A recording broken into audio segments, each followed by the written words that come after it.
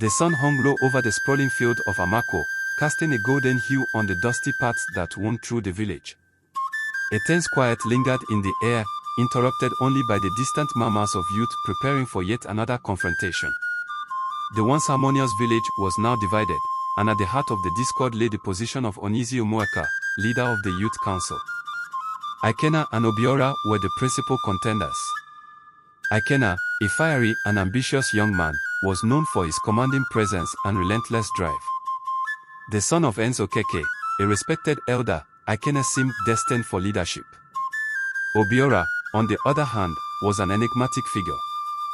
Having been raised by the humble Ezioni family after arriving in Amako as a child, he was loved for his wisdom and selflessness. Despite his humble beginnings, Obiora's popularity threatened Ikena's ambitions. The rivalry between the two camps had reached a boiling point. A gathering had been called by the elders to select the Onizi Umuaka. The contest was to be a traditional wrestling match, with the winner earning the coveted title. The announcement only deepened the animosity between the factions. The day of the match arrived, and the village square teemed with spectators. Drums echoed across the crowd as villagers cheered their favored candidates. Ikena stood tall, his gaze fixed on Obiora. The tension between them was palpable. When the match began, the two youths circled each other like predators, each testing the other's strength. Obiora's movements were calculated, his agility a sharp contrast to Ikena's brute force. The match dragged on, sweat glistening on their bodies as the crowd roared. Then, in a swift move, Obiora pinned Ikena to the ground. A deafening cheer erupted. The elders rose to declare Obiora the winner, but before they could, Ikena's supporters surged forward, shouting accusations of foul play. Chaos erupted as the square descended into violence. In the ensuing mayhem, Ikena spotted Obiora trying to calm the crowd. Blinded by anger and humiliation, Ikena grabbed a broken staff from the ground. Ignoring the cries of the villagers, he charged at Obiora and struck him on the head. Obiora crumpled to the ground, blood pooling beneath him. The fighting stopped abruptly as everyone turned to the lifeless body. A hush fell over the crowd. Ikena, still clutching the bloodied staff, froze as the weight of his actions sank in. That night, the elders summoned Ikena to the council. Obiora's body lay before them, covered with a white cloth. The air was heavy with grief. Just as the chief elder prepared to pass judgment, an elderly woman stepped forward. It was Mama Ezioni, who had raised Obiora.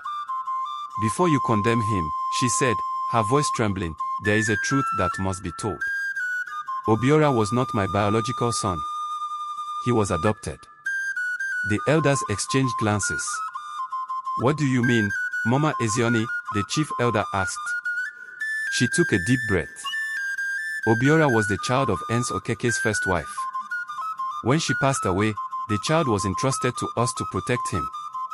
"Ikena, the boy you killed was your blood brother." Gasps rippled through the gathering. Ikena staggered back, his face pale. "My brother," he whispered, his voice barely audible.